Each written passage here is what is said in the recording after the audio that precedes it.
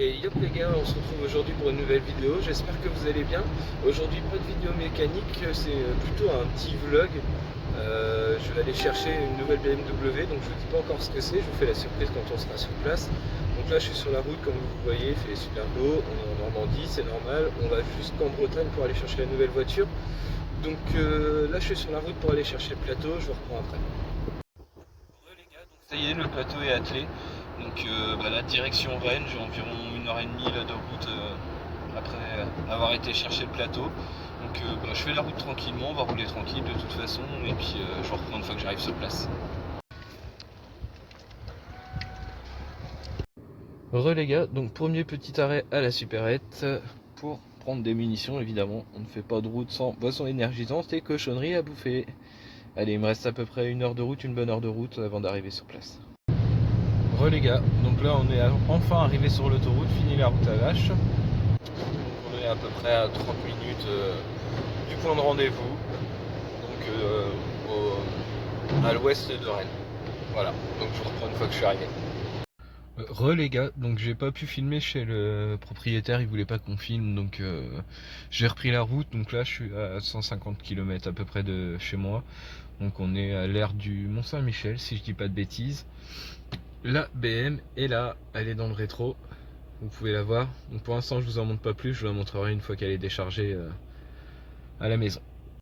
Bon bah du coup au midi c'est repas gastronomique, hein. Une Monster, un sandwich jambon beurre et puis le petit café qui va bien. Donc avant dernière pause, après il va falloir que je m'arrête aussi pour mettre de l'essence dans le 39 parce que je pense pas pouvoir faire un aller-retour encore pour aller ramener le plateau et puis je vous reprends tout à l'heure. Les gars, donc on se retrouve pour le dernier arrêt à la pompe à essence. Il était temps que j'arrive quand même à la pompe. À 123 km d'autonomie, hop pardon, 123 km d'économie. Le réserve allumé, donc voilà. Heureux les gars, donc on se retrouve directement chez moi avec les deux BM garées l'une à côté de l'autre. Donc on est quelques jours plus tard, j'ai pas pu filmer le jour où je suis revenu, il flottait, il ventait, c'était les conditions pas terribles, donc du coup j'en profite, là il fait un peu meilleur.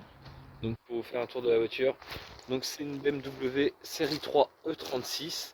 C'est un petit 316i. C'est un 4 cylindres, 1,6 litre de cylindrée qui développe 105 chevaux. Donc voilà, elle présente globalement bien. Donc là il manque une jante alu mais elle est dans le coffre. Là vous pouvez voir du scotch autour de la fenêtre. C'est tout simplement parce que les vitres est cassée. J'ai le panneau de porte également, donc c'est à réparer.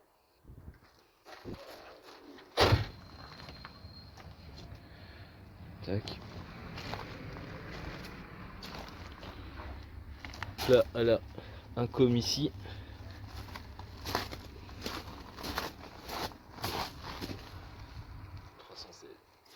I.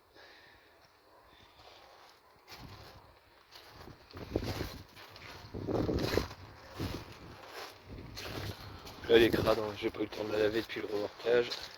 Et malheureusement pendant le remorquage j'ai perdu le petit enjoliveur de pare-choc là, donc si quelqu'un a un plan pour en récupérer un, ça m'intéresse. Donc à l'extérieur franchement elle est plutôt bien, elle a pas de rouille, ce qui était un critère primordial pour moi. Donc ne vous inquiétez pas, E39 reste ici aussi, hein.